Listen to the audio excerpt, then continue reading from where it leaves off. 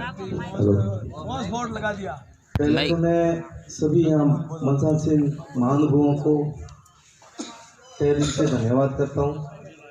हम जालोर से आए हैं और हम पहली बार इस मंच पे आए और जिसने भी ये आयोजन किया है उन लोगों का बहुत बहुत धन्यवाद करते हैं। हम लोगों को यहाँ तक बुलाया, इस चीज़ से अवगत कराया हमें कि चलो सरकार आपकी सुनती है, अच्छे लोग आपकी सुनते हैं। धन्यवाद सभी आए हुए सभी लोगों को। मैं पहले तो अपने समाज के बारे में आपको बताता हूँ कि कालबेलिया दो प्रकार के होते हैं। एक तो कालबेलिया होते हैं सपेरा, जो सांप को वश में करते, काल को वश में करना, उसको कहते हैं कालबेलिया। दूसरे होते हैं घंटी वाले, तो हम वो दूसरी कैटेगरी के कालबेलिया हैं जो जालोर, पाली, सिरोही, जैसलमेर और बाड़मेर इन जिलों में मारवाड़ अंचल में हमारे समाज के लोग रहते हैं। हमारे पूर्वजों का धंधा जहाँ तक मैं सुनता आया हूँ, मेरे पिताजी को उनके पिताजी ने सुनाया, उनके पिताजी ने उनको पिताजी को सुनाया। लिखित में तो हमारे पास कोई इतिहास है नहीं हमारे समाज का, लेकिन ये किंवदंती चलती आ रही है कि हमारे पूर्वज थे वो लगभग प्रकृति पर ही निर्भर थे, जंगलों में ही रहते थे। जब राजा महाराजों का समय था तो उस समय भी हम लोग अलग से रहा करते थे कबीलों में। जब समय धीरे धीरे पलटा तो फिर ब्रिटिश सरकार आई। ब्रिटिश सरकार का तो काम ही अलग था, वो हर किसी को बस में करते थे, बेगार को लाते थे। लेकिन उस समय भी हमारे लोगों ने ये चीज़ें अधिकतर स्वीकार नहीं की अंग्रेजों की, ये पक्की बात। वो हमेशा 100-150 परिवारों में एक साथ रहा करते थे। फिर जैसे जैसे समय निकलता गया और उन लोगों ने ये घंटी, जिसको हम पीस के अनाज कुछ समय पहले, और आज भी हमारे बाड़मेर और जालोर, सिरोही, पाली में तो आज भी ये चलता है। हम लोग काम करते हैं। डालियों में आटा चक्की होती है जो हाथ से पहले पीसते थे आटा, और आज भी जालोर, बाड़मेर जो जोधपुर साइड में है, ढाणियों में आज भी औरतें ये घंटी से ही आटा पीसती है और वो व्यवसाय हमारे चलता है। ऐसी बात नहीं है कि नहीं के बराबर तो नहीं है, लेकिन पहले जैसा नहीं है। अब आधुनिकता में सब चक्कियाँ आ गई, लाइट की कनेक्शन हो गए, डीजल के इंजन से भी चक्कियाँ चलने लगी, वो भी हमारा धीरे धीरे कम हो गया। उसके साथ साथ हम लोग जंगलों के अंदर विचरण करते थे, पूरी तरह प्रकृति से निर्भर थे। तो बांस की टोकरी बनाना भी हमारे पूर्वजों ने शुरू किया था। तो जब ये सर्वे हुआ उस टाइम हम लोगों को किसी ने पूछा, हमारे पूर्वजों को, भाई आपकी जाति क्या है?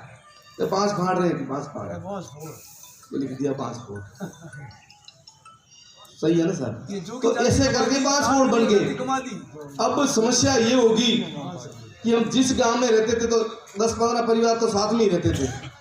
2 दिन रहे, 3 दिन रहे, 4थे दिन तो कहते हटो यहाँ से, फिर अगले गांव, फिर वो घंटी लेके दूसरे गांव बेचने चले जाते थे, फिर तीसरे गांव चले जाते थे। तो शिक्षा से और इस आधुनिक युग से जो सुविधाएं हैं, मूलभूत सुविधाएं, उनसे धीरे धीरे हम पिछड़ते गए, वंचित रहते गए। और शिक्षा तो कोसों दूर की बात है। जहाँ तक मेरा सवाल है, मैं जब स्कूल में पढ़ाई करने गया था, मेरे पिताजी ने मुझे स्कूल भेजा था, उस टाइम जनरल के बच्चे भी बहुत कम पढ़ते थे हमारे इलाके में। बाड़मेर साइड की बात करता हूँ, मेरे को इतना दूर बिठाया जाता था, इतना। बाकी स्टूडेंट ने जो श्रवण काट है वो अलग बैठते थे, मेरे को इतना दूर बिठाया जाता था।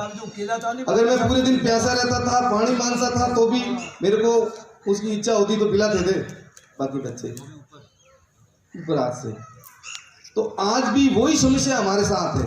भारत बदल गया है, तरक्की कर रहा है भारत, लेकिन मेरे समाज में वो आज भी लोग उसी की तरह हैं। आपको मैं क्या बताऊं, मेरे पास कुछ डॉक्यूमेंट्स है, मैं रह के वहाँ पर मैं आपको बताता। लोग आज भी झुग्गी झोंपड़ियों में मेरे परिवार वाले रहते हैं, समाज वाले रहते हैं। अब देखो मूल निवास बनता नहीं, क्योंकि पट्टा हमारे पास है नहीं। जाति प्रमाण पत्र बनता नहीं, क्योंकि हमारे पास कोई वो है नहीं। दूसरी समस्या मेन शमशान भूमि की। हकीकत नहीं मानो, अभी कुछ दिन पहले, 2 महीना पहले एक बुढ़िया की डेथ हो गई थी, और जिस गांव में कम से कम 40 साल से रह रहे वो लोग, और गांव वालों ने मना कर दिया कि तुम इस औरत को यहाँ नहीं दफना सकते। तो उन लोगों ने दफनाने नहीं दिया। भाई तुम तो घूमते रहते हो, तुम्हारा स्त्री जगह का है, वहां जाकर दफनाओ, यहाँ नहीं दफना देते। इससे और क्या बुरी बात हो सकती है हमारे साथ? सरकार बनती है, हम अपने अमूल्य वोट की बलिदान देते हैं, वो फल जाता है। ग्राम सेवक के पास जाते हैं, हमारी सुनवाई नहीं होती। पटवारी के पास जाते हैं, कोई सुनवाई नहीं होती। तहसीलदार साहब को कहते हैं कि ठीक है कर देंगे, इससे ज़्यादा कुछ नहीं होता है। हमने जालौर में 4 से 5 बार कलेक्टर साहब को, मुख्यमंत्री साहब को ज्ञापन भेजे हैं, कुछ नहीं। ऐसे सैकड़ों परिवार हैं हमारे जालौर में, बाड़मेर में, जैसलमेर में, बीकानेर में, जो आज भी इस सभ्यता से बहुत दूर, इन सुविधाओं से बहुत दूर, शिक्षा तो नामों की नहीं है। बहुत दुखी हो सर। अच्छा, स्कूल हम बच्चे क्यों नहीं भेजते? इसका एक भी ये भी कारण है कि हमारे पास रोजगार का और कोई अन्य साधन नहीं है। हमारा बच्चा बड़ा होता है, भाई साहब ने बताया ना, और क्या करेंगे? बच्चा बड़ा होता है, थोड़ा सा बड़ा होता है तो घर में मवेशी होती है, बकरियां होती है, वो अभी आजीविका का साधन बन जाता है, तो उसके पीछे उसको लगा देते हैं। स्कूल जाएगा तो बकरियां कौन चराएगा? फिर पेट पालना है, दूसरा तो साधन है नहीं। खेती योग्य जमीन हमारे पास है नहीं, कहाँ से आएंगे? भूमिहीन है। अब कई जगह तो हम 40 से 50 साल तक बैठे हैं, कोई फायदा नहीं है। आज भी हम झोपड़े में रहते हैं। क्यों? अगर कल हम मकान बना दे, मान लो मेहनत मजदूरी करके कच्चा पक्का मकान बना